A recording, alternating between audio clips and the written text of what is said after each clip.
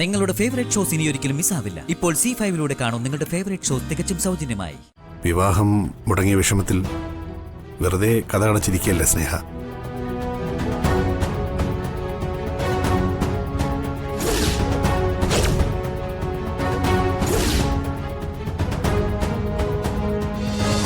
ചെയ്യരുത് എന്ന് നീ എന്നോട് പറയുമ്പോൾ ഞാൻ പിന്നെ എന്ത് ചെയ്യണമെന്ന് കൂടി നീ എനിക്കൊന്ന് പറഞ്ഞാ. എന്റെ ശരിയും തെറ്റുമല്ല ഇവിടെ വിഷയം, സ്നേഹയുടെ ജീവിതമാണ്. സ്നേഹയുടെ അതേ ജീവിതത്തെ പറ്റി തന്നെയാ ഞാനും പറയുന്നത്. നന്ദേട്ടന് ഉറപ്പ് പറയാൻ പറ്റുമോ ധനുഷിന്റെ ഒപ്പമുള്ള ഒരു ജീവിതം സ്നേഹയ്ക്ക് സന്തോഷം കൊടുക്കുന്നതാണെന്ന്? മുമ്പ് ഞാനും അർച്ചനയും പറഞ്ഞിട്ടും അച്ഛനും നന്ദേട്ടനും അത് കേട്ടില്ല. അതിന്റെ ഫലമാ സ്നേഹയിലൂടെ നമ്മളും ഇപ്പൊ അനുഭവിക്കുന്നത്. ഒരബദ്ധം 2 തവണ പറ്റുന്നത് വിഡ്ഢിത്തരമാണ് നന്ദേട്ട. അതെ, ഞാൻ വിഡ്ഢിവേഷം കിട്ടുകയാണ് ഇപ്പോ. അതിന് എനിക്ക് എന്റേതായ കാരണങ്ങളുണ്ട്. എന്ത് കാരണമായാലും ഇപ്പൊ നന്ദേട്ടൻ ചെയ്തോണ്ടിരിക്കുന്നത് നന്ദേട്ടന്റെ മനസാക്ഷിക്ക് നിരക്കുന്നതാണോ? അല്ല എന്ന ഉത്തരവാണ് നന്ദേട്ടന്റെ മുഖത്തുനിന്ന് എനിക്ക് മനസ്സിലാവുന്നത്.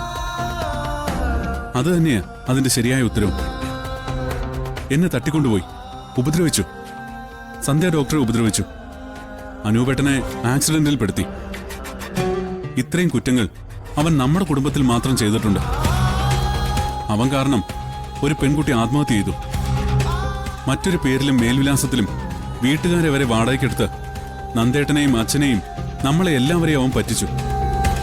ഇതൊക്കെയാണോ അവന് നമ്മുടെ സ്നേഹമോളെ കല്യാണം കഴിച്ചു കൊടുക്കാനുള്ള യോഗ്യതയായി നന്ദേട്ടൻ കാണുന്നത്? സച്ചി പറഞ്ഞതൊക്കെ നമ്മുടെ കാര്യങ്ങൾ മാത്രമാണ്.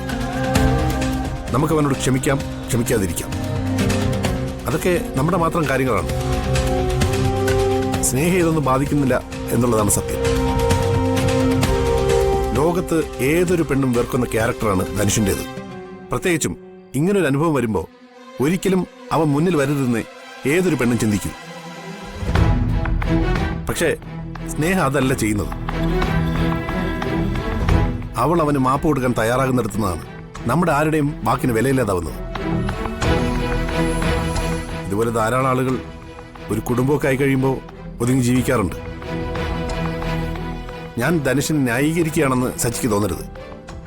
നാളെ ഒരു സമയം ധനുഷൻ സ്നേഹയും നല്ലൊരു കുടുംബജീവിതം തുടങ്ങിയാൽ ഈ പറയുന്നതിനൊക്കെ ഒരു അർത്ഥവും ഇല്ലാതാവില്ലേ?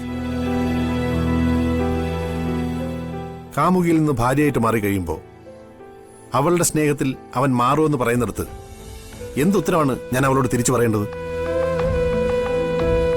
ധനുഷിനെ മതി, ഇല്ലെങ്കിൽ മരിക്കും. ഞാനും അവൾ സംസാരിക്കുമ്പോഴൊക്കെ അവൾ പറഞ്ഞു നിർത്തുന്ന വാചകമാണിത്. നിന്നോടാണ് പറയുന്നതെങ്കിൽ, അല്ലെങ്കിൽ സന്ദീപിനോടാണ് പറയുന്നതെങ്കിൽ, ആ സന്ദർഭത്തിൽ നിങ്ങളെടുക്കുന്ന തീരുമാനമേ ഞാനും എടുത്തിട്ടുള്ളൂ. ഇതൊക്കെ പ്രണയ നിരാശയില് എല്ലാവരും പറയുന്നതല്ലേ നന്ദേട്ട? കുറച്ചു ദിവസം കഴിയുമ്പോ ഇതൊക്കെ അവളുടെ മനസ്സിൽ നിന്ന് മാറും. ഇപ്പോ സ്നേഹയുടെ തീരുമാനത്തിന് കൂട്ടുവന്ന് എടുത്തു ചാടിയാൽ സംഭവിക്കുന്നത് മറ്റൊന്നായിരിക്കും. ധനുഷിനൊപ്പം സ്നേഹ പോയാൽ ഈ വീട്ടിൽ ഏറ്റവും കൂടുതൽ തകരുന്നത് നമ്മുടെ അച്ഛനാ. സ്നേഹയുടെ വിഷമം കാണുന്നതിനൊപ്പം നന്ദേട്ട എന്താ അതിനെക്കുറിച്ച് ആലോചിക്കാത്തത്? അച്ഛനെ ഞാൻ കാര്യങ്ങൾ പറഞ്ഞ് മനസ്സിലാക്കിക്കോളാം. എനിക്ക് മനസ്സിലായി നിനക്കും അർച്ചനയ്ക്കുമൊക്കെ എന്നോട് ദേഷ്യമാണ്. അത് ഞാൻ അറിയാത്തതുകൊണ്ടല്ല, മനഃപൂർവ്വം അറിയാത്ത പോലെ നടക്കുന്നതാ. നിന്നോട് ഞാൻ മറ്റൊരു കാര്യം കൂടി പറയാം. ആരും അറിയരുതെന്ന് ഞാൻ മനസ്സിൽ കരുതിയതാ. പക്ഷേ ഇപ്പം നിന്നോടെങ്കിലും പറഞ്ഞില്ലെങ്കിൽ നീയും എന്നെ പിന്നീട് കുറ്റം പറയും. വിവാഹം മുടങ്ങിയ വിഷമത്തിൽ വെറുതെ കഥ അടച്ചിരിക്കുകയല്ല സ്നേഹ.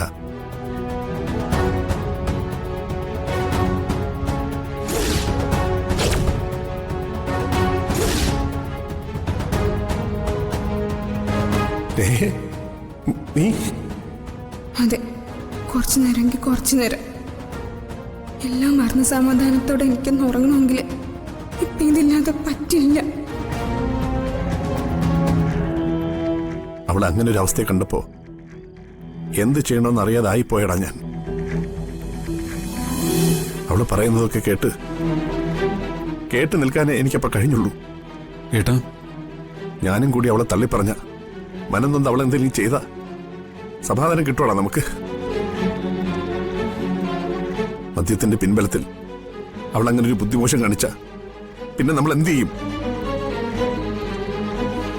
നീ ഇതൊന്നും ആരോടും പറയരുത്, അർച്ചനയോട് പോലും. ഏട്ടാ, നമ്മുടെ പെങ്ങളുടെ കാര്യങ്ങൾ നമ്മളായിട്ട് തന്നെ പറഞ്ഞു നടക്കണ്ട. ഭാര്യയോടാണെങ്കിൽ പോലും. നീയും സ്നേഹയോട് ഇതേപ്പറ്റി സംസാരിക്കണ്ട. ഇനി നിങ്ങളെല്ലാവരും പറയുന്നത് പോലെ ഞാൻ അനുസരിച്ചാലും സ്നേഹയെ പഴയ ജീവിതത്തിലേക്ക് കൊണ്ടുവരാൻ നമുക്ക് കഴിയില്ലടാ. ഏട്ടാ, മദ്യത്തിനോട് അത്രയ്ക്കും അഡിക്റ്റ് ആയിപ്പോയി അവള്. പഴയ പോലെ അവളെ നമുക്ക് കിട്ടണമെങ്കിൽ അതിനുള്ള ഏക വഴി ധനുഷാണ്. അവനെ മുന്നിൽ കൊണ്ട് നിർത്തിയാലേ പഴയ സ്നേഹയെ നമുക്ക് കാണാൻ കഴിയും. അബോധാവസ്ഥയിൽ ഓരോന്ന് പറഞ്ഞെങ്കിലും അവളുടെ വാക്കുകൾ ഉറച്ചതായിരുന്നു. നീ ആലോചിച്ചാൽ അത് നിനക്ക് മനസ്സിലാവും ഞാൻ ചെയ്യുന്നതാണ് ശരിയെന്ന്. നിനക്കിനി അങ്ങനെ തോന്നിയില്ലെങ്കിലും ഞാനതേ ചെയ്യും. എന്റെ സ്നേഹമോൾക്കൊന്നും സംഭവിക്കരുതെന്ന് നിർബന്ധമുണ്ടെനിക്ക്.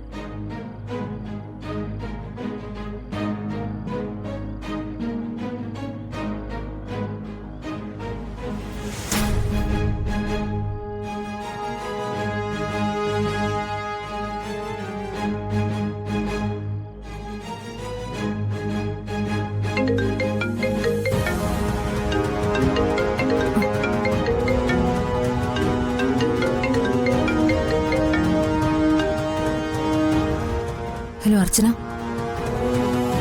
ഡോക്ടർ ഇപ്പോൾ ഫ്രീ ആണോ? അതെല്ലോ. എന്താ അർച്ചന? ഞാൻ ഒരു കാര്യം ചോദിക്കാൻ വേണ്ടി വിളിച്ചേ. ഇന്ന് നന്ദേട്ടനെ കണ്ടായിരുന്നു? കണ്ടിരുന്നു. നന്ദേട്ടനുമായിട്ട് ഏതെങ്കിലും അഡ്വക്കേറ്റിനെ കാണാൻ പോയിരുന്നോ? Hello doctor. ആ, അർച്ചന കേൾക്കുന്നുണ്ട്. അത് നന്ദനെ വിളിച്ചപ്പോ ഞാൻ കൂടെ പോയെന്നേ ഉള്ളൂ. നന്ദേട്ടൻ പോയത് ധനുഷിനെ ജാമ്യത്തിൽ ഇറക്കാനുള്ള ആവശ്യമായിട്ടല്ലേ? അങ്ങനെ എന്തുകൊണ്ട് സംസാരിച്ച് കേട്ടത്? അവര് സംസാരിച്ചപ്പോ ഞാൻ മാറി നിന്നു. അല്ല, അർച്ചനോട് ആര് പറഞ്ഞു ഈ കാര്യം? ഒരു ഫ്രണ്ട് പറഞ്ഞറിഞ്ഞതാ. നന്ദൻ വിളിച്ചതുകൊണ്ട് പോയത് അർച്ചന. വേറൊന്നും എനിക്കറിയില്ല. ഞാൻ ഹോസ്പിറ്റലിലാ, പേഷ്യൻസ് ഉണ്ട്. ഞാൻ കുറച്ചു കഴിഞ്ഞ് വിളിക്കാം. ശരി.